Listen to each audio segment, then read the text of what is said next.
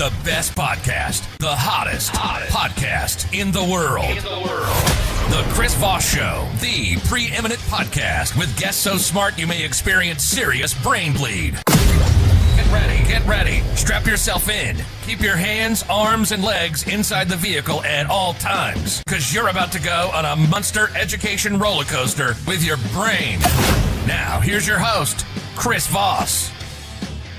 Hi, folks. Chris Voss here from thechrisvossshow.com, thechrisvossshow.com. Hey, we're coming here with another great podcast. We certainly appreciate you coming by and checking us out and all that good stuff. Today, we have a most excellent guest, which is going to be pretty interesting. This is a gentleman. We've been having a lot of great guests that we met on Clubhouse. It's been such a wonderful app where we've been able to make new friends, meet new people, expand our network and everything else. And you'd be surprised the different professional people you'd find on it. Many of us are on there. We're looking for different marketing skills, talking, speaking, pushing books, et cetera, et cetera. And I got a chance to meet a really interesting person that we'll be talking to here in a second. If you've ever wondering what it's like to be a man, to have to perform in a sexual nature, or if you wonder what porn stars as maybe a man goes through, or different tips that you can use as a man to be a better lover, or unleashing your sexual superpowers, as the name of the book is called, we have today Erik Everhard. He is the author of the book Unleash Your Sexual Superpowers, a porn star's guide to sexual mastery. So we're going to have him on the show. We're going to be talking about some of his stuff. Be sure to watch the video version of this on OnlyFans. No, I'm just kidding. YouTube.com/Chris Voss. You can also go to goodreads.com/Chris Voss. Facebook.com, The Chris Voss Show, and you can also go to LinkedIn and Instagram as well to see the video versions of this and also the audio as well. Be sure to subscribe to chrisvossshow.com. Erik is coming to us all the way from Prague. He is one of the top paid and most recognized performers in adult films over the last 2 decades. He's won numerous male performer awards, and he's been enshrined in the Hall of Fame of the AVN and the XRCO organizations. In 2010, he embarked on a transformational journey studying NLP at one of the top institutions in America. Since then, he's dedicated his time and effort to helping men by teaching them elite level sexual skills to have confidence with women in the bedroom. And today's sponsor is the Bible. The Bible. Follow the 10 Commandments. Don't get into trouble. And don't have sex with strange people. Welcome to the show, Erik. How are you? I'm fabulous. Thank you, Chris. I'm going to cut that part out of the end. I thought I'd just do that for you. Awesome. That was the best intro ever. You got. I was trying to promo it better, make it seem like it's a real sponsor, and have you just sit there going like, "What the fuck?" So, welcome to the show, Erik. How are you?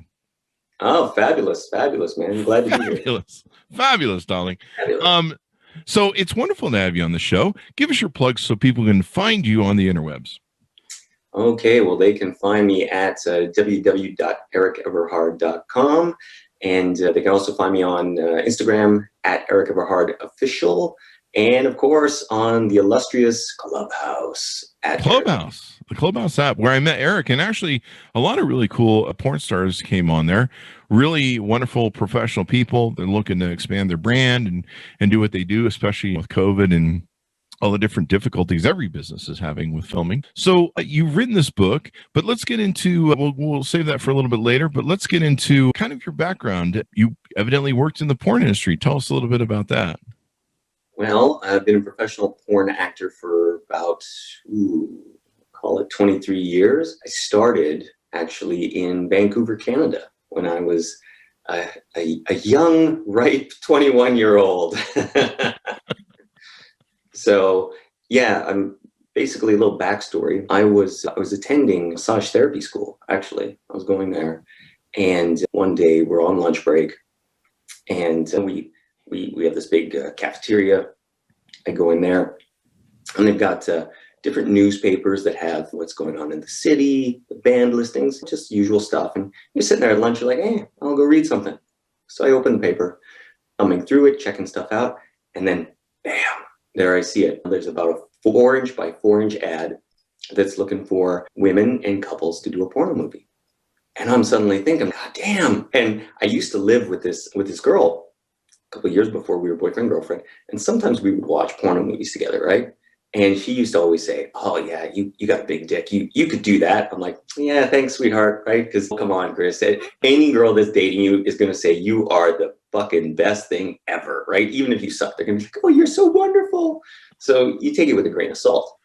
But it did make me think. And so I said, okay, well, because I'd never seen this before. So I said, well, let me give him a call. And every upstanding porno company that I've ever met would do, they hung up on me. They didn't even see you first? They didn't give you the camera test? Nothing. Straight up, no, not interested. So I was like, okay. So I went back to school, back to doing my usual thing. It sounds like when I call them then. Yeah. Right? So about, I think it was probably about 6-7 months later, again, lunch break, eating, grab the newspaper, going through the newspaper, bam, there it is again. And I'm thinking to myself, God, I didn't really put in that much effort, right? Like I just called once. So then I was like, no, we're gonna pursue this. So I called and I called and I called, right? And one day, apparently it was actually the owner picked up the phone. So it was a new guy. And he said, well, I'll tell you what, come down to our studio. We'll take some Polaroids of you, because this is back in the day when Polaroids existed. Mm. And we'll see if you have the equipment. And then maybe one day we could get you a job. And I'm like, well, hey, that's better than being hung up on, right? Yeah. So I went down to their studio was just in the sleazy area of East Vancouver. It was like close to the hooker strolls. I mean, it was like not the best area of town. And I climb the stairs, knock on their steel door, and they open it. And they look at me and they go, hey, are you Mitch? I'm like, yeah. And then they just stare me down and just go, can you fuck a girl for us right now? And I was just like, I mean, dude, my jaw just dropped open, right? I think I let out this little meek, and that was it. You know, it just so happened that there was this girl who, she was a part-time stripper, and she had shopped with them before, and she just happened that day to be hanging out at their studio. So it was like, when people talk about luck, it's like opportunity meets preparedness. That was this. So, okay. Yeah. He's here. I was there. They said, fuck it. Let's see if the kid can do it. That was my first foray into the pornography business. That's awesome. So that got you started in the business, or got you going down the road, I guess. What's interesting to me is with talking with you about Clubhouse or on Clubhouse is not only are men interested in your book and the consulting that you do to help men with their prowess, or what's the right word, with their performance, I guess. But I've been struck by how many women in my Clubhouse rooms they'll be either reading your book or advising their book. They're probably giving their book to their boyfriends. And a lot of women have said to me after you've left the room, they've been like, I read Erik's book and I didn't realize how hard it is to be a man to do the performance thing and to sometimes stage fright and other issues. I didn't realize how much pressure they go through and a lot of the work. I think it comes much easier genetically to women, and I think they're built differently than we are for obvious reasons of breeding and stuff like that. So you get in the business, and I'd love to have you tell the story about how you broke this to your parents, or how your parents found out. Oh yeah, this one's great. So I'd been down. Eventually, this was about a year later. I finally, with the help of a friend of mine, get down to Los Angeles, right? And so now I've arrived in LA. And I need to have an excuse why I'm here. So, of course, I tell my mom initially, oh, I'm on vacation to Los Angeles, right? But that only lasts so long, right? Because I'm never going back, right? So I tell my mom I'm on vacation. A couple of weeks go by, and I have this new lie where I tell my mom, I say, hey, guess what? I got a job bartending. I think I'm going to stay in LA for a while, right? Mm-hmm. So this goes on. I think I'm there like maybe 2 months if I'm lucky. And I would call my mom, because I just get a little phone card right from the local 7-Eleven, and get on the payphone, call my mom long distance, and we have a normal mother-son conversation for 20 minutes, just normal, talking about the weather, talking about what's going on in Calgary, everything. And then as we're getting to the end of the conversation, my mom just goes like this. She goes, so I hear you're doing movies. That was it, right? And I mean, now you gotta imagine me, right? Because I'm just on the other end of the phone. Yep. And that was it. She never asked again. And that's the way my mom was. My mom always wanted us to know that we never got one over on her. Wow. She's as sharp as a tack. Sharp as a tack. I could never get anything by her. So. That's funny as hell. Did you ever find out how she found out? I mean, like. Oh yeah. I found out my my school threw me under the bus. So she called because she wanted to get some tax stuff from my massage therapy college, right? So she calls them up. Oh, I just want to get this tax form, and they go, oh well, he doesn't attend here anymore. What do you mean? Oh, didn't you know he's in the porno business? Oh crap! Wow. So she found out from my whole school. Yeah. So you go to LA. What's that like? You get in the whole scene. Does it pretty much become immersive right away, where you're just working all the time? Well, it did shortly. So when I started, you have to remember when I first started working in Vancouver in 1998. I moved to Los Angeles in February 1999. So this predated any, let's call them erectile dysfunction medications that exist today, right? Mm-hmm. So the beautiful thing about that time period was you could either do the job or you couldn't. And there was very few guys that could. I'd say 99% of the guys couldn't do it. And not only that, then you had to find a way into the business because it was very underground at the time. So when I arrived to LA, I lucked out that I did 4 jobs my first month. And then the rumors spread like wildfire. Right? Hey, there's this new kid. He's really, really good. So the next month I had 15 jobs and then it just exploded from there. So because like people would just talk and they'd be like, hey, there's a new guy. He can do it. Right? Like he can do it. And they're like, really? Yes. Okay. He's hired. He has the equipment and the stamina. Yeah. 100%. That's awesome. And so you go on with a story career. You do this for, I think, up to 20 years. Is that correct? And I think I heard on one of the other interviews you did, how many women have you been with technically?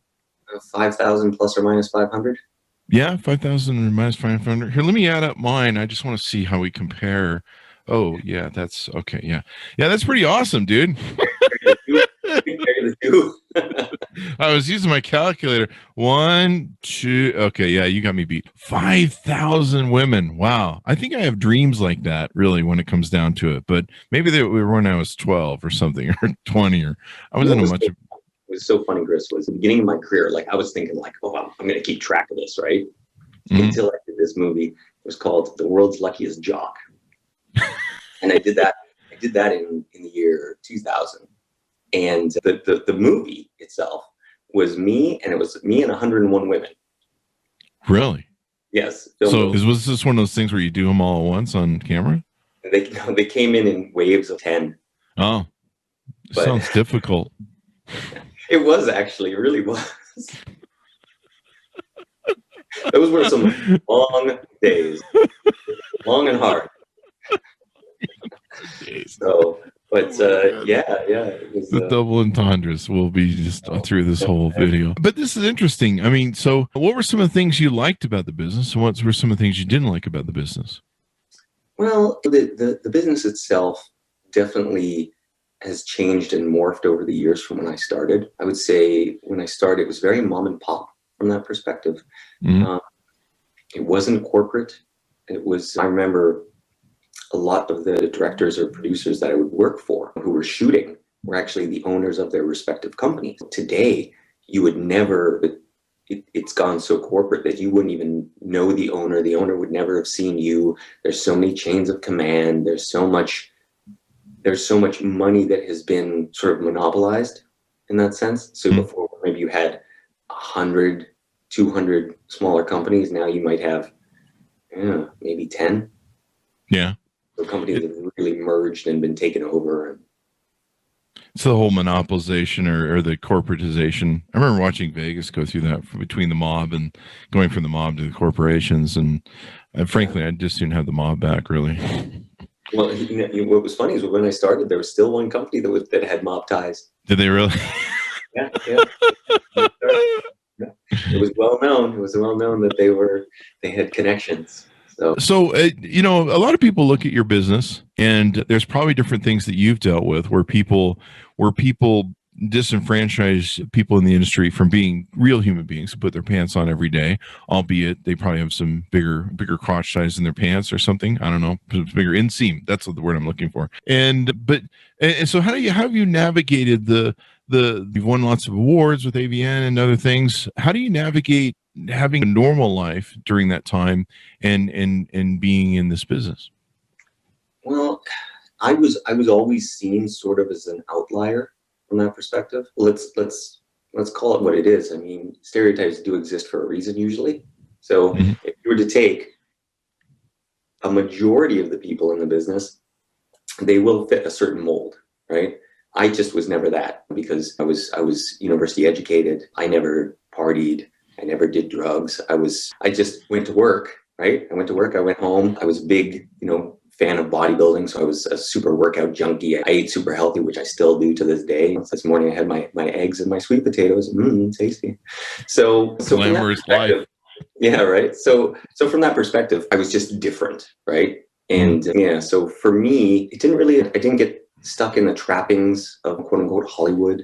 None of that stuff appealed to me. So I never had those issues. But do they exist in the porno business? Yeah, of course. Yeah. You can't give literally children. I mean, you get someone, they turned 18 and 19 and suddenly you're giving them 20, 30, 40 grand a month, right? Mm-hmm. They're not capable of handling it. Yeah, it's a hard adjustment. Yeah, it's like this girl was just working at McDonald's and now 2 months in, they're driving like a C63 Mercedes. You're like, oh. And I would tell all of them, right? I would say, hey, save your money. Did none of them listen to me? Never. So I stopped talking after a while. Yeah, it's amazing when you make lots of money, how you go through it and you look back and you're like, I should have just been, and it's just crazy, especially if you grew up poor or you didn't grow up in money, you don't know how to handle it, and it just makes your head whip around. And I see a lot of people that do that. Like even when we had my modeling and talent agency, we knew a lot of people that were in stripper trade and other trades. And the amount of money they would go through, and you just be like, where does all that money go? You're still driving a 1986 Honda, and where does it all go? I think I knew where some of it went, though. I think some of it went up some noses or something. But other than that, so you've been on this journey. You do this spectacular career in the business. Now, are you officially retired now? I haven't officially retired yet. Probably, I would think by end of 2021, early 2022, I will officially announce a retirement. Here's the thing, right? Like, I've always wanted to emulate Wayne Gretzky. Oh. Right. So do you play hockey? I watch hockey. I was the only kid in my entire block that didn't go to hockey school, just so you know. That seems odd to me, yeah, because Canadians and hockey, you guys. Yeah, did have your own hockey stick, though. You could just. Touche. So what brought you on? You're in Prague right now, I know. And I think you're on a bit of a spiritual sabbatical or journey or something like that. To tell us about what you're going through right now. And of course, you've written the book. Yeah. So everything started about, let's say 12 years ago. It was about 2009. I met a man who's a dear friend of mine, actually. He's Bulgarian and he lived in San Francisco. And I had some friends that attended a relationship workshop that he did. So I thought to myself, okay, let me check this out, right? So I went there and the whole experience was amazing. But in that experience, people were talking about this thing called NLP, neuro-linguistic programming. And I'd never heard of this before. So I said, wow, this is interesting. What is this? And so they started to kind of tell me, and I thought to myself, well, that might be kind of beneficial because if it's sort of like hypnosis and it's sort of this and that, right? I'm like, well, you could use that for business. It could be, there's a lot of applications. And I thought, well, okay. Where's the best place? And they all said there was this center in Marin County, and that's the best place in America. So I said, okay, I'm going. That's it. So I went there, and it was nothing like I thought it was going to be. I thought, hey, I'm going to learn some trade. Maybe I can be good for negotiation or manipulation or something. No. This was granola, holistic. This was face all your fears, face all your traumas, peel back the onion of your life, right? So I go through this. I mean, I would always joke to Carl, who's the owner of the school. I said, man, Carl, you have some secret deal with Kimberly Clark, because literally we'd be up there in the classroom and we're facing things from our childhood and we're all crying, right? It was amazing. And within all that, then I came out a whole new person by the end of that. But I was also left with all these real existential questions about life, you know, and it was really, okay, well, I'm sort of disillusioned with porno now, because before I thought, oh, this is the best career ever, right? Yeah. That's all I want to do. And then suddenly it was like, no, not really, not really. So then it's all, okay, what is it? What is my purpose in life? And that became a constant theme for about a decade. What's my purpose? What's my purpose? What's my purpose? And I wasn't getting any answers, none that I could really sink my teeth into. So then I met a coach in San Francisco, business coach, and he would take entrepreneurs down to the Amazon jungle and they would drink the psychedelic ayahuasca. Oh, wow. They would do ayahuasca and then they would work on their businesses. And it was this sort of a synergistic use of the plant medicine and also practical working on your business. So I searched him out and I said, hey, I got these questions. I cannot, for the life of me, find out what the answers are. So I said, I hate psychedelics because I'd done LSD when I was like 14 years old. And I was like, this is the worst thing ever, right? But I was so looking for answers that I went and did the medicine. Mm-hmm. So did you find the answers? I found a lot of answers, right? So my first journey was in 2014. And and then I've done 7 journeys since then. Wow. So it really helps, huh? Oh man. Well, it's not easy. I'll tell you that the journey is not easy, but it is amazing, right? Oh. It's the most profound thing I've ever done, because it's not like you're just seeing things that are just random. It'll show you about your life. It'll show you where you've gone wrong. It'll show you what you need to do. And it's very holistic, very holistic. Wow. So, so that's pretty interesting. I use my 6X divorces and divorce attorneys to tell me where I went wrong in my life. I'm just kidding. There's a record of it. No, that's interesting. So, I mean, it sounds like you reached that age where you're starting to go on that journey where you're kind of becoming of age, probably in your 30s, maybe, I think, where you start, questioning these things. You go, who am I and why am I here and what the fuck is going on? 100%. So I don't know if you want to call it, some people use the term midleg crisis. I didn't consider it that, but it was just like, okay, there's something bigger than me. There's something else that I have to do. So at the same time, when I was doing the ayahuasca and doing the journeys and getting downloads of information, I also had a bunch of civilian lovers in Los Angeles. And civilian lovers, you might have to define that for us. I know what that is from Clubhouse, but yeah. So if you're not in the porno business, we consider you a civilian, right? It's the term everybody uses. It's just how it is. So if you're civilian one reporting for duty, sir. Exactly. So I had these civilian lovers. And they all said the same thing. They said, look, I don't know what you're doing, but whatever you're doing is the best thing that someone has ever done to me. And can you please write some sort of manual or write it down so that my future ex-husband can at least continue doing what you've been doing, right?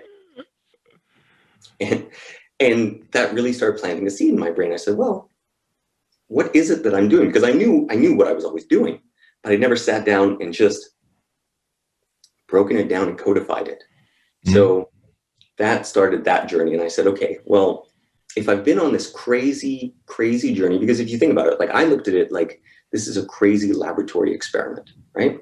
Because let's be honest, it's not normal that you would sleep with 5,000 women and not end up dead or on a street corner or something, right?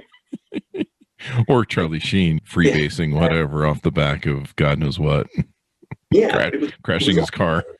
It was also the learning piece, because if you look at the opportunities that you would have to sleep with that sheer volume, it's okay. You're a super celebrity like Leonardo DiCaprio or Brad Pitt or somebody, right? Yeah. Or, Gene Simmons. So in that sense, you may not be learning anything, because the girl, it doesn't matter if you're a bad lay or not. She wants the notch on her bedpost to say, guess what? I fucked Leo, right? So you could come in 2 seconds and be like, fuck it, I got Leo, right? They don't care. So there's that part. And then there's, of course, if you're a super billionaire, you could hire 5,000 hookers. But all those hookers are going to say you're fabulous even if you suck. Yeah. The interesting thing about porno was it was the most honest interaction you could ever have, because you're both being paid by a third party. So they don't give a shit about my feelings. I mean, this is weird enough. Like, you can actually have a scene where two people hate each other. I've had that before. So it's imagine like a boxing fight where it's like, hey, you go to the blue corner, you go to the red corner, and you're just waiting. Wow. Like, you're on break, and that's like. And you have to have sex with them. I mean. Oh yeah, but you both hate each other. You both wow. hate each other, right? So that is a skill into itself. So the thing is, Chris, right? Is everything's honest, because if you do something they don't like, they straight up fucking tell you, they go, hey, don't fucking do that. Hey, do this, do that. Blah, blah. I like this. Blah, blah. So really, it was such a learning atmosphere. Like, you can learn so much if you have your conscious awareness to take it all in. Yeah. And that's what I was doing, right? So it's like I had this super laboratory where I could do all this learning. And so then after all that, I thought to myself, well, if I died and if I didn't give this information to men, then I'd be doing a disservice, because otherwise, why did I go through with this crazy experiment, right? Mm-hmm. There's no way to give this knowledge to somebody, because there's no other way they can get it. There isn't. Yeah. You know? And so that's what motivated you to write the book then? Yeah. So that started the process of writing the book. And I think this is cool. I think we talked about this on Clubhouse or something. But, you know, I was a kid. I had the normal premature issue when I was like 16, 18. And early on, I became very aware that girlfriends weren't too happy with it. And so I think I read some books, or I studied some Kama Sutra or some different things, and I learned to think about grandma and baseball and all those different things that people do. But I just learned that you got to work on this. And then I also learned that girlfriends hate it if you go right to sleep thereafter. And so I started doing these, trying to push my challenge to kind of expand so I wouldn't fall asleep right away. And yeah, I think this is great for men, because and then I guess men do have a lot of different issues with performance anxiety. I never really had that, but I did push myself in that way, and I read some books early on. Unfortunately, you weren't around. Jeez, couldn't you write this thing like 20 years earlier? But I think this is good. And what's great is now you're working with men, you're helping men, you're consulting with them, so men can sit down with you and go, okay, so how can I work through some of these issues? And you've gone through a lot of the mental state that most men will have to go through, with having a union camera guy in the scene going, that was pretty good. Yeah. All right. I think the lighting's pretty good over there. Yeah. There's a little bit of shadow between the balls and the dick, but I think we'll be okay there. The audio guy's going, I can't hear the moaning very well. Can you moan louder, please? I mean, the whole set thing. I have Orgasmo, the film scenes from Orgasmo coming in my head too, the movie. But, you know, so you've really had to push the, I suppose, outer limits of what most guys would have to go through, in performance anxiety, pressures. You're standing on a set with a hard on going, hey, what am I going to do with this? Can we get the cameras rolling? Can we get all this shit going? So your mental game is way above most of the rest of us. Yeah. Well, I mean, that was exactly what I put into the book, right? Like, for me, my experience has been very boots on the ground. And it was literally like, if I didn't figure this stuff out, I would get fired, right? So even you look at people, they need to, or they want to, you know, improve themselves for their girlfriend at home. It's like, I had to improve myself for my career. Hey, if I don't figure this out, I'm on the street. So in that, and being put in these extreme situations, I found out how to navigate them. So it was, okay, first, how do I deal with the anxiety piece? Okay, how do I deal with getting a hard on when I'm not turned on?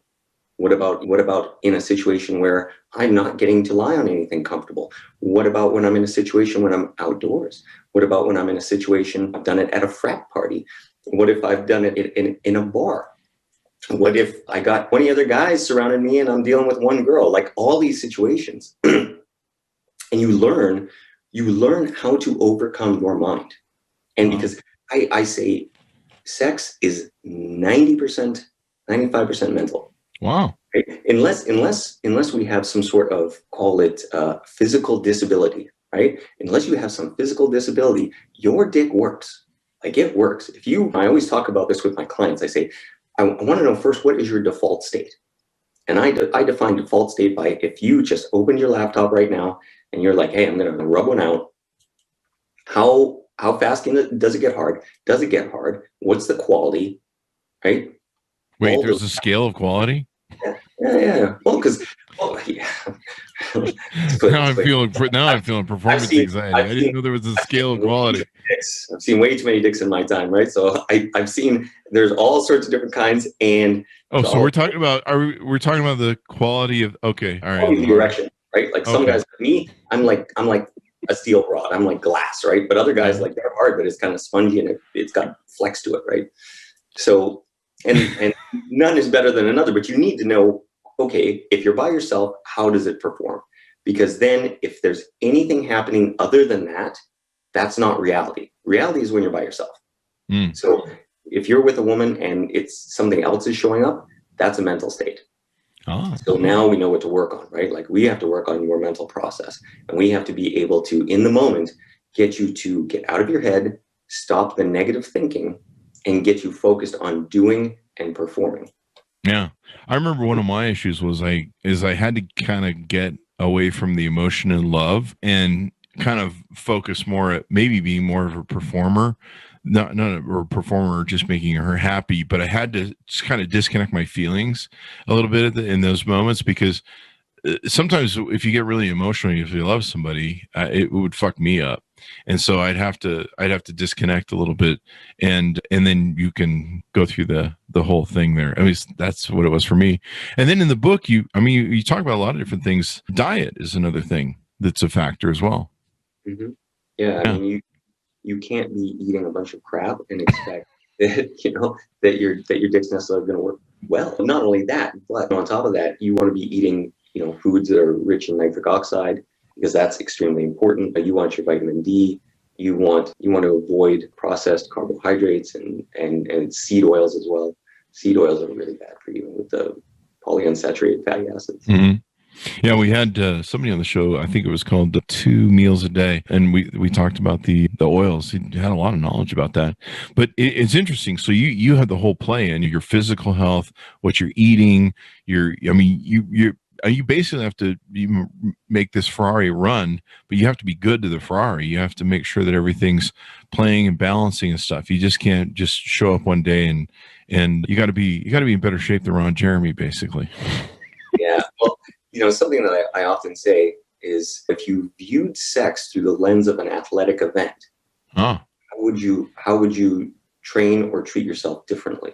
Mm-hmm. Right? The 30-second sprint, I think, is most guys. Oh, my married friends know what I'm talking about. We just lost the married crowd. It's much an athletic event. So yeah. If you start viewing it as such, then you're doing certain things that I talk about all the time. Penis exercises are very important, because especially as you get older, your pelvic floor, that's a big part of the game, right? Yeah. So, one of the things I learned to do was do penis push-ups. So instead of using your arms, you just use your thing. You lay on the floor flat and you just do lifting, and that works for me. Yeah, you just flex real hard, right?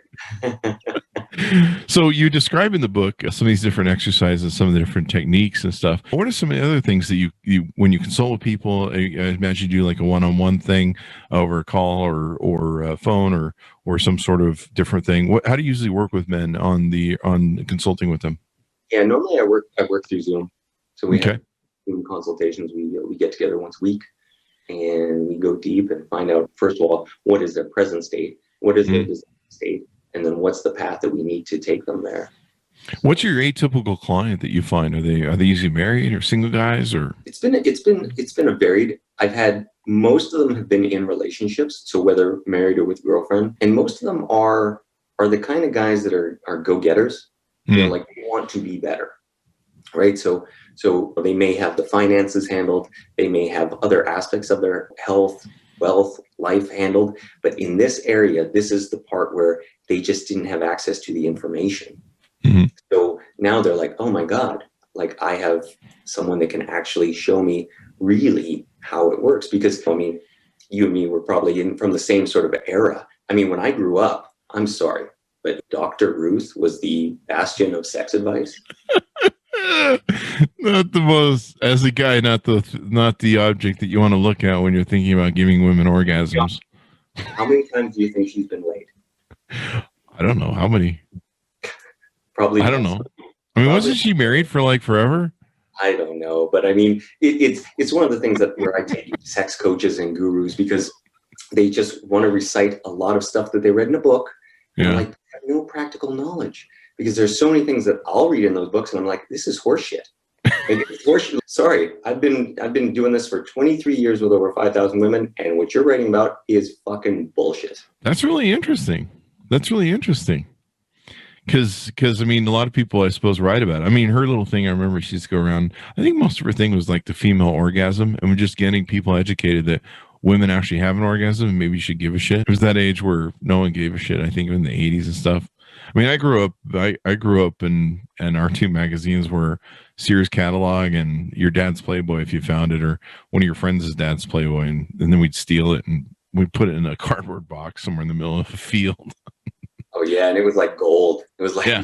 It was more precious than gold, actually. Yeah, it was even before as prepubescent. So you look at the pictures, and be like, I don't know why that makes you so interested, but it really looks cool, and it was just the seediness of the material being forbidden fruit. If you got caught with it, you get in trouble, and you're like, I don't know why, but everyone's naked, so it must be bad. So it's cool, and then eventually you figure out what the rest of that stuff's for.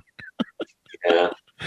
But no, it's an interesting journey. Like I said, it's interesting. I've had a lot of women talk, especially after you've left the room, and they go, yeah, I read his book, and it was really, I didn't realize how much you guys go through and stuff.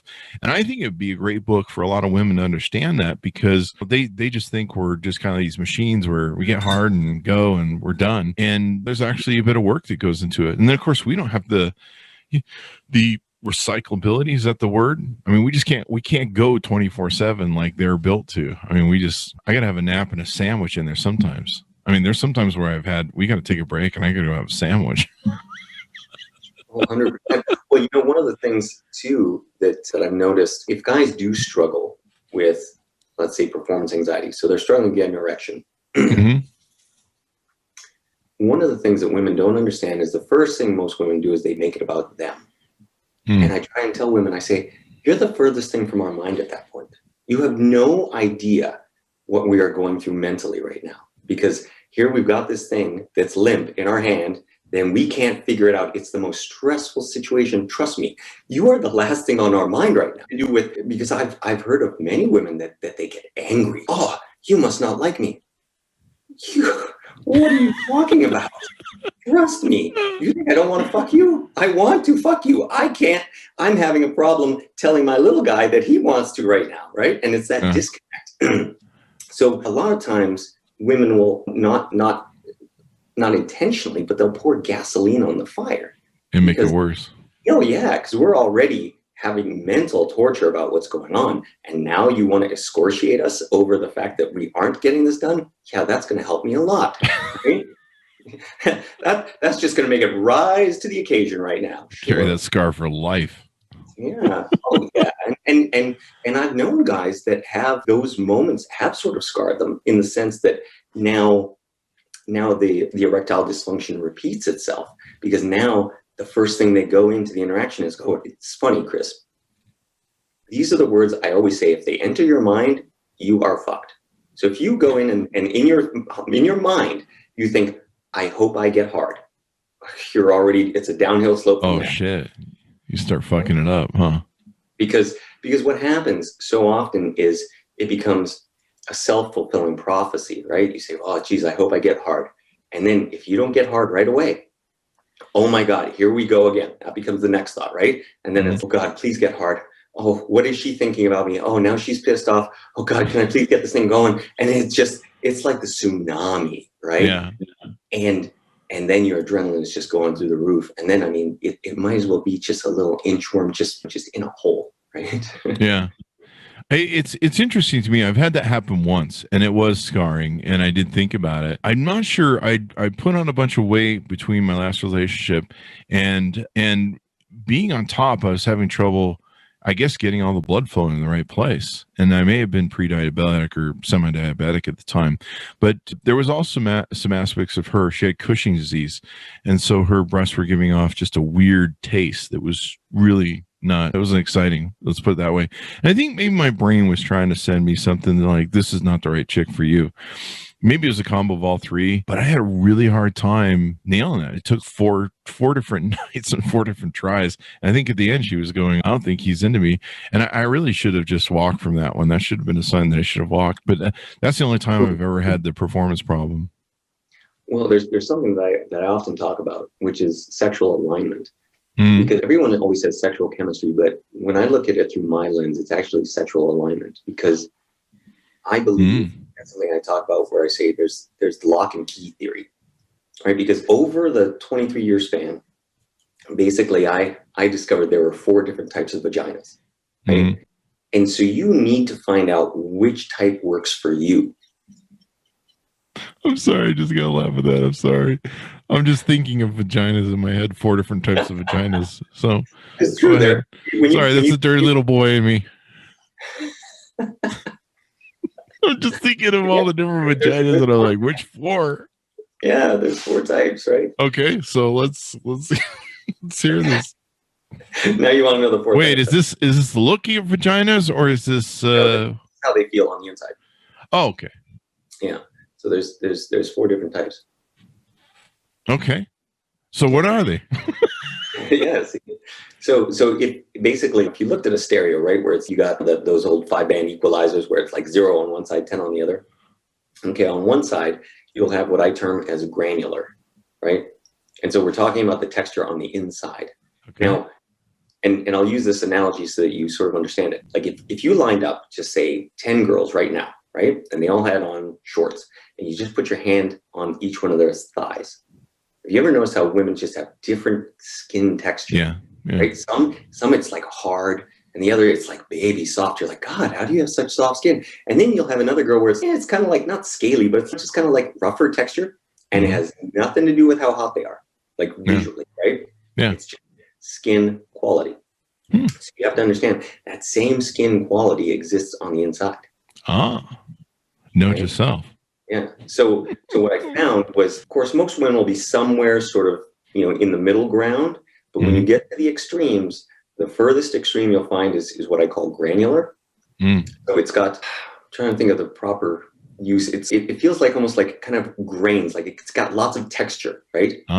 So if we're saying like ribbed for her pleasure, but that's kind of what the inside is. Now, for some guys, that feels amazing, right?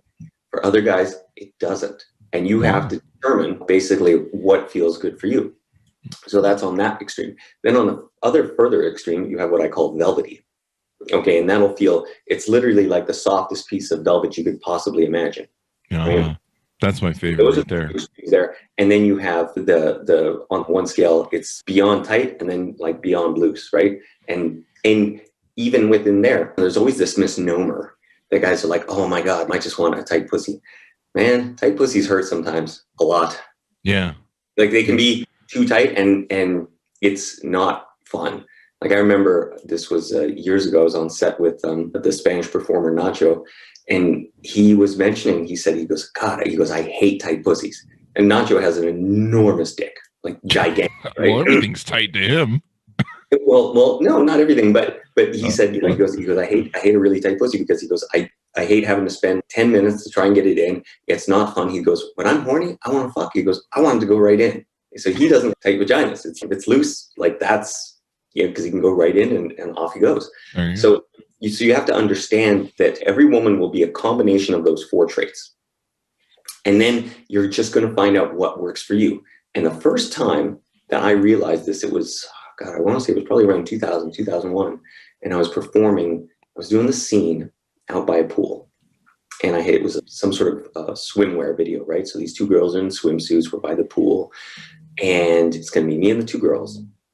And so I'm getting ready to go, and I'm thinking, okay, I'm going to do this high energy scene. I'm going to go back and forth between the girls, make it really cool.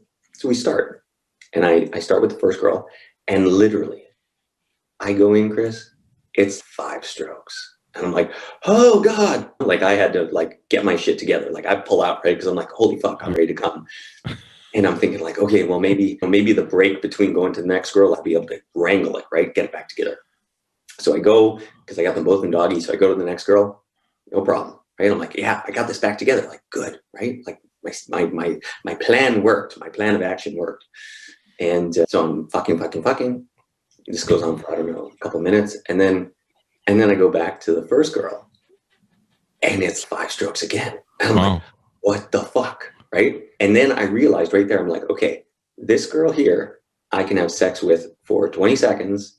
This one, I could have sex for 60 minutes. Wow. What is the difference? Huh. Right? And that's where I started to, actually break it down. Like, okay, what am I feeling? And then once you notice that, now I've been able to extrapolate that over the 5,000 women. And every time I come across that type for me, and it's a type for me, I'm like, holy shit, I can't, like, I got to pull out every trick in the porno book to keep it together. I'll tell you that. Right? This is wild, man. I mean, you in the book, you detail a lot of secrets of male porn stars and how you guys do what you do. This is extraordinary to me. I've been with 1 or 2 women. I didn't know there's 4 different types and how that works. It's you really are at this point, and probably a lot of this is your book, but you should just go be a PhD, like a sexologist doctorate of everything you've learned in your experience. Well, I mean, that's what I mean. Like, you're a scientist. It's boots on the ground. It's boots on the ground. Well, trenches. You've been in some trenches, that's for sure, my friend. But no, this is scientific stuff we're talking about. I mean, this isn't stupid porn stuff. This is like science. This is human nature. This is behavior. I never really even thought about the difference there. I mean, I have dated a lot of women, yeah, and they do have different skin. I mean, it's interesting. I look at a woman's skin, and there's certain women that I'm attracted to, and there's a certain kind of type of skin or look of woman that I'm not. What was interesting when I mentioned earlier about the woman that I mentioned earlier, one of the reasons we did break up is because her sex drive wasn't near close to mine. I think somehow, like you were saying, sexuality, you align. I think maybe my body was trying to tell me something. That or I'd gotten so diabetic that when I got up on my big fat ass on my knees, it would drain all the blood to all the wrong places. Like it's very possible it was just misalignment, right? And one of the things that I think is really behind, because you think about how so many relationships fall apart and people are cheating, people are doing this, people are doing that. Now, I'm very much on the fence. Like I understand monogamy, so I'm definitely not against it. I might even be more towards that than I would be some crazy sort of polyamory or open relationship type relationships, just because, I mean, especially once you get into thinking about kids and children and upbringing and what's good for them, things get really complicated. But I think part of the problem is that people have no idea what they actually like. Right? So it's okay. I met Susie. Me and Susie are dating. We're going to get married. We have kids, right? But they don't actually know that the sex they're having with Susie is good or bad. Like they really don't. So what happens? They see Donna. Oh man, well, I'd like to try Donna, right? Because they don't fundamentally know that what they have is good. Mm-hmm. They don't. So if you can get to that experience where you can say, hey, you know what? I've tried everything. I know what's out there. Now I can make a conscious decision to say, yeah, okay, what I have, really good sex. Yeah. I've been lucky that whatever I did in life, I certainly didn't come anywhere near the 5,000 you did, but being able to, like you say, explore what you like, find what you like, find the people you like and stuff, and then also get a lot of it out of your system. I have a lot of friends that they hit 40 or 50 and they get divorced, they go on their midlife crisis, and they're dating girls in their 20 and they're 50, and I'm like, you're gonna have a heart attack. And I grew up in a religious community, and there they teach you that you don't have sex before marriage, which is just extraordinary. Can you imagine not having sex with your partner before you're married? I mean, most of them do, 99% of them do, but but can you imagine not you're stuck with that person for the rest of your life, and you don't know if you, like you say, you don't know if you like this person or not. Is there a way to make that work through some of the techniques that you've used as to how to, let's say maybe you're not sexually aligned in your relationship or a marriage, and someone comes to you for help and says, how can I make this work better and make everyone happy? Well, see, there's two different parts to that I work with, right? So there's the first part, which is, technique. Okay. So that is teachable. You can teach someone better technique, and that goes for the woman and for the man, right? Like because if they don't have the right knowledge, they don't have the right skill sets, they may just be bad, but it's bad because they just don't know what to do. So that is one piece. Then you have biology. Biology can't be changed, right? And so I'll be a little graphic here, but you have to really break it down, because I have, obviously. You could be getting a blowjob from one girl, it's the best blowjob in the world. And then you get blowjob from girl number 2, and it's horrible. Yeah. Well, why is it? You have to look at the biology behind it, okay? Jaw structure. Where are the teeth located? Size of lips. How big is the tongue? How small is the tongue? All these things factor into it, right? And so based on those factors, the second girl, no matter how much you were to try and teach her, it is never going to be better because of those biological, physical limitations. Wow. You are a scientist, Erik. Holy shit. You're like a scientist. You should just show up in a lab coat and nothing else. That's how I think about sex. Like I really, this is my lens that I view it through. And so, because like I said, I could be getting a blowjob because I've gone through this, right? Thousands of times. And I'm just like, God, this girl's horrible. And I'm like, it's got to get better. And it doesn't matter. You say, hey, can you do it this way? Well, guess what? The teeth are still there. They're not getting out of the way, right? Like they're not. The jaw is still, are you going to break her jaw? What are we going to do here, right? There's no way around it. So it's the same thing, right? When you think about that, when you think about the way the pussies are shaped, the feeling inside, everything. So this goes into what I say, which is the sexual alignment piece, where you have to find that person that there's that biological meshing that just lines up. And because I've gone through this personally, where there was one girl, and she shall remain nameless, but I dated her for a long time. She was a beautiful penthouse pet, the whole thing, right? I mean, checked every box that you could ever imagine, except it was the worst sex of my life. It was horrible. And I mean, I stayed in that relationship for a long time.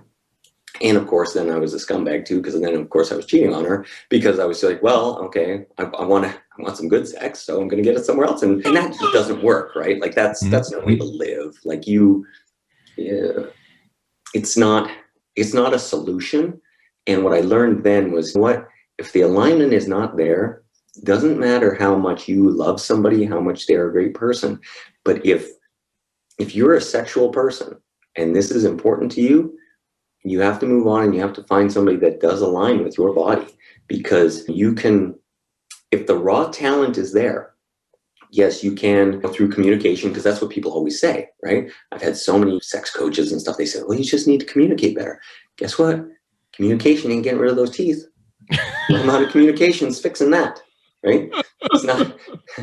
So there's only so much communication that you can have. And yes, if the raw talent for there to be an alignment between the two of you is there, you can totally work on it. But if it is so misaligned in the way that you two fit together, there's no fixing it from my perspective. Yeah. And that's a hard conversation for people to deal with. Yeah. And they probably have to decide at that point with the relationship, or are they in it for a sexual basis, or the kids or whatever. A lot of people make those sacrifices.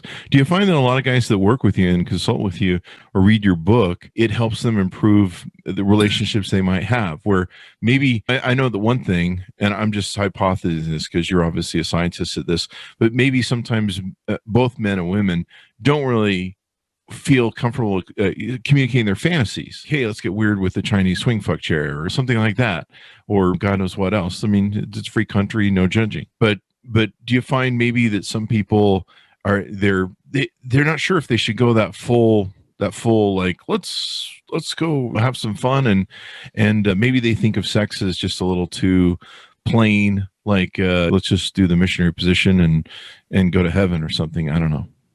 Well, you know what I've seen with a lot of it, and this is something I talk about too, which is bedroom leadership. Right? I've seen a lot of guys now, especially when you look at the Me Too sort of movements and all this stuff. Like now, I'm finding you have guys that are really scared to lead an interaction sexually in the bedroom, and that becomes problematic in itself, because when you get into a sexual space, most women want you to lead. They do not definitely want you to wear the pants, right? So this is something I've been working with a lot of guys on lately, because they are so afraid of being labeled that guy that they don't even want to make a move. They're like, I'll just wait for her to make a move. Guess what? She's never going to make a move. Yeah. Right. Yeah. And I was talking to one young guy. I was actually coaching him on Clubhouse. We went into a private room together, and he was relating this story to me. And you got to remember, like, the guy that I'm talking to is a 6'5" tall black guy, big guy. Oh yeah, big guy. And he told me the story where he met this girl at a club, right? And they're having a good time, whatever, making out, that kind of thing. So what? She's like, hey, let me come back to your place. Awesome, right? What happens there? Nothing. He doesn't want to make a move because he's worried about being that guy, right? So basically nothing's going on. And what happens? He was shocked because she got fucking super angry at him. I'm like, what did you think she was going to do? He's, well, I don't know. I'm like, hey, guess what? Women are not stupid, okay? Yeah. I don't know any 5 foot nothing woman that is going to the apartment at 4 in the morning with a 6'5" tall man. Svelte gentleman. Right? Yeah. If she doesn't think, maybe something's going to happen that I would like to happen. Yeah, most definitely. No woman puts herself in danger, okay? Not willingly. Yeah. So it's you need to take action, right? You have to lead the interaction, and you got to calibrate. And that's the big thing I tell people over and over. You need to calibrate, because if you are paying attention, you're paying attention to the body language, you're paying attention to the tonality, you're paying attention to their eyes, you're paying attention to everything, you're going to know that what you're doing is landing or it's not. Yeah. You know? And that's how you avoid getting yourself in a problematic area. It's when you're not paying attention to those things and you're just barreling ahead. Of course, they say, what the fuck are you doing? Right? Yeah. But, if you just opened your eyes, you should have seen the signpost saying, hey, buddy, this is not landing. You should back off. Yeah. There's the I forget his name, Aziz. There's the actor Aziz, who goes on a date. He thinks even the story that she recounted seemed like a normal date. She seemed really interested. She went back to his place, just playing out, and then all of a sudden he's on the cover of New York Times, and that I think a lot of guys are worried about that. I mean, especially if you're going to get too rough or whatever, and things of that nature. Oh yeah, but I mean, just even me, because obviously neither one of us were there, right? Mm-hmm. Even just when I read that account, to me there were red flags the whole time. Oh, right? Were there really? Oh yeah. Wow. This is interesting. So this is why people should read your book and consult with you, is make sure they get this stuff right. Because I mean, I don't know, usually, I mean, there's a certain aggression to sex, especially if it's fun and powerful. I mean, I've had all sorts of different women partners that like everything from choking to being thrown down on the bed to all sorts of different variations of a little bit of roughhousing, and trying to figure out where that balance is. And maybe those should be things that are safe for later in a relationship, or like you said, you watch for the cues and et cetera, et cetera. Yeah. To me, it's all about understanding the cues, because if you're really paying attention, it's very easy to see that what you're doing is working, it's landing, they're enjoying it, or they're not. Yeah. And just another thing to that also, for a man, there's nothing sexier than non-neediness. So if a girl doesn't want to stay in your apartment, hey, guess what? Go home. Yeah. Like, why are you trying to convince them this, that, and the other, right? Every time a girl was like, no, I'm not tonight, I said, cool, awesome. And I always slept with them later. It's the old fishing thing, the old fishing analogy. It's not that, but it's like, why would you be